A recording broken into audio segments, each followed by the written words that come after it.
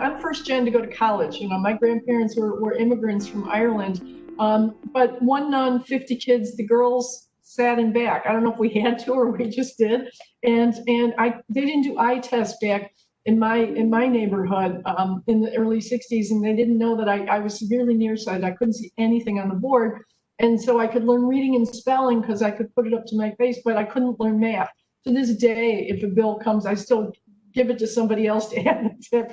So I was put in what was called the dummy track. All the kids referred to this dummy track, and you just stop trying at some point.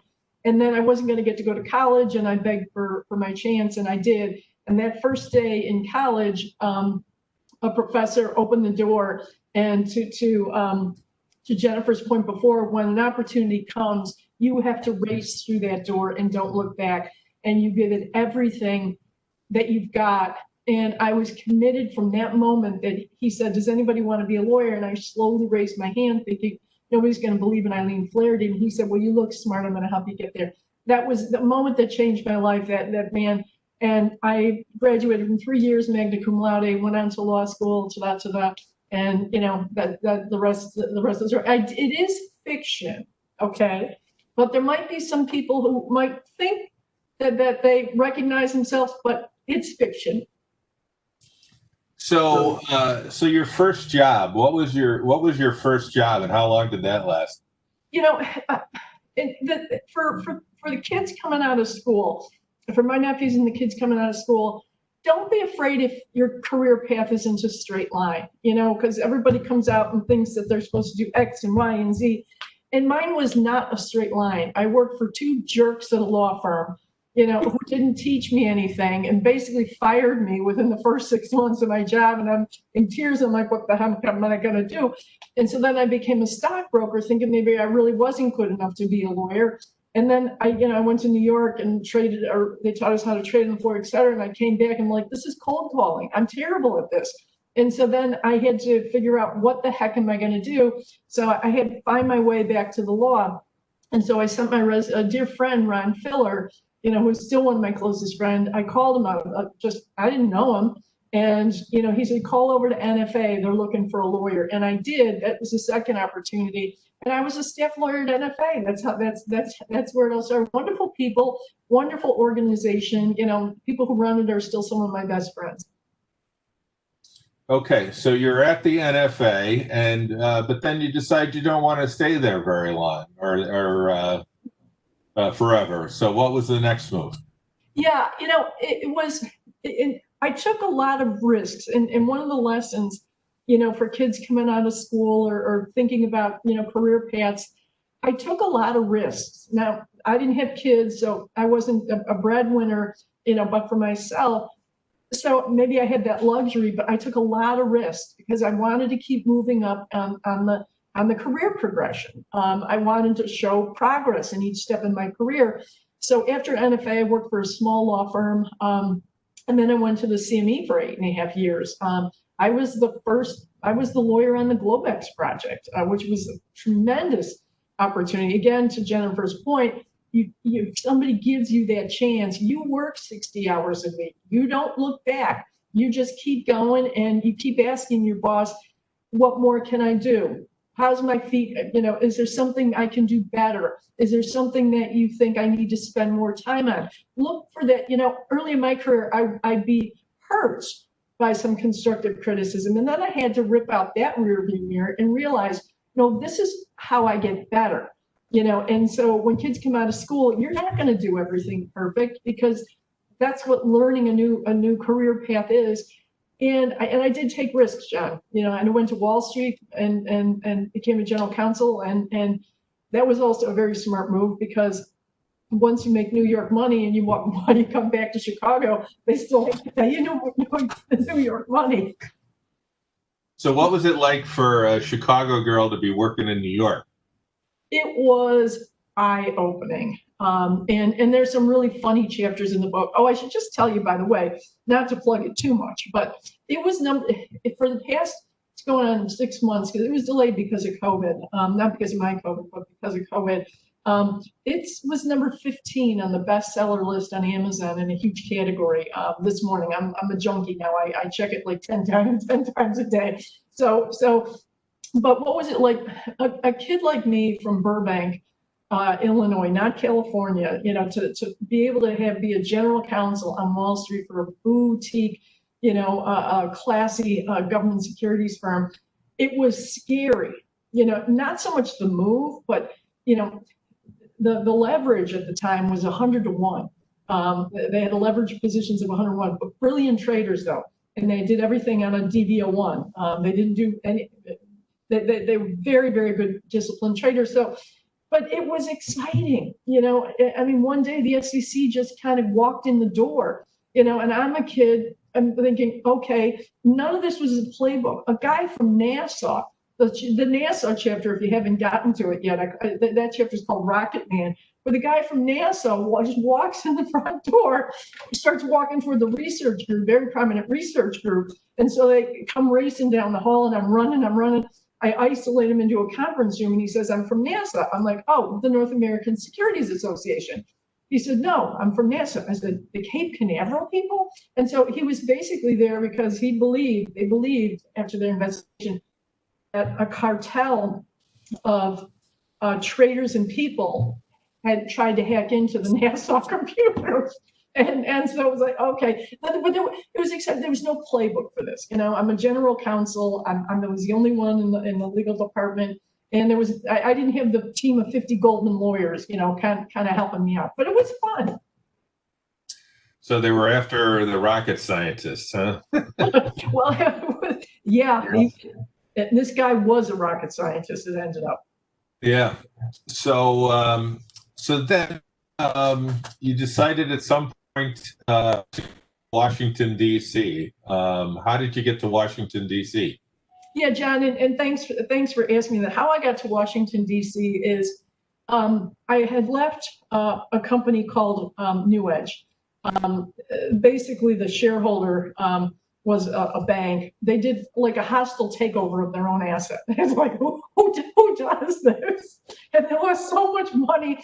And so I was one of 7 people on the executive committee. I had a team I loved of 70 people in 12 countries, global head of compliance and anti-money laundering. And, there was somebody in New York who just was feared that I would take her position and very territorial. I'm like, let's just do that napkin slide, okay? I'm going to give you a number. You're going to give me a number. I said to the CEO, we went and had a nice lunch. We had a lot of wine with lunch. I was based in London at the time. And we just kind of worked it out. And I left and I'm like, what the heck am I going to do? I haven't had to work for a long time, but I just do things I like. And so a friend called me and said, there's a position at the CFTC to be a division director to oversee the $300 trillion swaps market. And smartly for that chairman, he wanted somebody on merit, not political. And so I just threw my name in the hat. I'm like, yeah, if I get it, fine. If I don't, who cares? You don't go to Washington to make any money. And so when they offered it to me, I'm like, yeah, I'm going to do this for, a year. And then I did it for a second year. And, enough is enough. You'll read about it in the story. There's some very good, but some funny and some not so funny parts about it. One thing I will tell you is it's amazing the amount of power that I had in that position. The people who are like the chairman of the agencies, the political appointees, they don't decide agenda. I got to decide agenda. I got to effectively, there was one commissioner who blocked everything I was trying to do. She tried. And I'm like, lady, I'm a gal from the south side of Chicago. You got nothing on me. And so I went around her by doing over like 85 no action letters. It's effectively a rule change. And I didn't need her approval. So I could help universities. I could help their endowments. I would never rip up any regulations that were customer protection oriented, but a lot of the Dodd-Frank ones just went too far, and I went to Washington to fix that. We celebrated the signing of Dodd-Frank yesterday, 10 years ago. Seems Amazing. Like. So what was the most important day in your career, and what happened?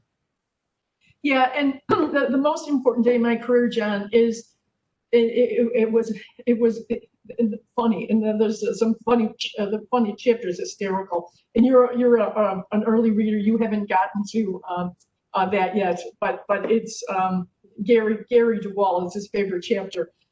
It was when I was in Washington. My law school offered to sponsor me to become a member of the United States Supreme Court Bar. And when they gave that opportunity to me, I'm like, heck yeah, I can go there and I could actually then practice in front of the New York or the U.S. Supreme Court. Not that I would, but just to have the credential. And so I flew there, and these justices are brilliant. Just the questions, the level of preparation, they're funny. They really get into it. And I had tears streaming, and I was my right hand being sworn in by Chief Justice Roberts. It was the most meaningful day of my professional career to have achieved that. And it's not like I'm Ruth Bader Ginsburg or Sandra Day O'Connor or anything, but it's a really meaningful credential for a gal like me from the South Side. Well, that is great. So, take you to write the book. It's how long it took me. There were fits and starts because I'm a new author, and I write in the first person, and so I kept saying I don't want to do it that way, and then so I'd throw it in the trash, and I'd go take a walk on the Chicago lakefront, and then I'd come back and I'd start over, and then my publisher told me that most authors go through this. Then I would beat myself up. I'm like, nobody's going to read a book that Eileen Flaherty writes. Why? I'm not important enough to write a book. And so then and so then I'd skip it for 3 and come back. Long story short, if I take up those breaks, it took me 2 months. This story just really kind of wrote itself. Very cool. Very cool. So I understand you have a second book, and what's that about? Yeah, the first book, I'm shameless. I'm showing you perilous stuff. So, and I love the cover and the back cover of my bodyguards who happen to be my college nephews. I'm writing a second book. It's very different from the first book. My nephews played AAU basketball. We were the only Caucasian. They were the only Caucasians on the team, and we were pretty much the only Caucasians in the gym. I would drive to 47th and Federal every Saturday morning in my black BMW with my blonde hair. I'd stop at a stop sign, gang. Then they let me go through, I think, because they thought maybe I was buying product. But it was such a great experience because that coach is from Englewood. The story is all about the coach, not about me. This coach from Englewood is a hero. Englewood, for those of you not from Chicago, is probably the most dangerous neighborhood, or one of 4 most dangerous neighborhoods. If you're reading about the shootings, many are occurring in Englewood. These poor kids are shot. It's tragic. But his whole goal was to keep these kids in gyms so they wouldn't be shot. Over the years, he lost 3 players. These kids were innocent, just practicing basketball, shot dead by random gun violence. So the story is about him. He's an unsung hero, and there's so much positivity that he brings. Some of these kids have one working parent, okay, but he kind of fills in, he steps in the shoes then, becomes just he's a rough guy. His language is rough by any stretch of imagination, but kids respond to it. They walk through fire for this guy. So it's going to take me about a year because I need a lot of help from him. But I think it's an inspirational book for lots of different types of people. But thank you for asking. Okay. And finally, so you've been very aggressive throughout your career, moving from one opportunity to the next, seeing where you're running into a wall, finding a way to run around it or through it or whatever. What advice do you have for our attendees here about moving ahead during your career? Yeah, and thanks for asking that, Jen, because I feel really passionately about this. There are a couple things. I'll kind of put it into 2 buckets. One was career progression for me. I wanted to, keep moving up in my career, so I took some risky moves. I lived in, I spent 2 months in Australia, in different jobs, and almost a year in in Singapore, working on some pretty sensitive internal investigations. I mean, scary stuff. And so I always wanted that career progression. I've been the general counsel 5 times, global head of compliance, blah, blah, blah.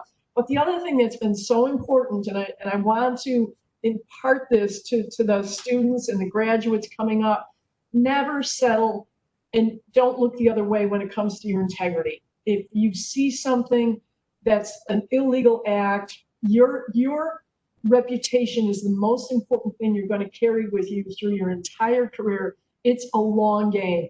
Walk out of that firm. I know it's scary, but if you get tagged with something or somebody thinks that your ethics have been compromised, you can't. So if there's one thing, and I impart it to my nephews and they practice it, it's a long game, and that reputation you build and build. Don't work anywhere that's going to risk that. It is just, money doesn't matter. It's a long game. You're going to make the money if you work your 55, 60 hours a week and you move up, but don't work with people whose ethics and integrity are not consistent with your high standards.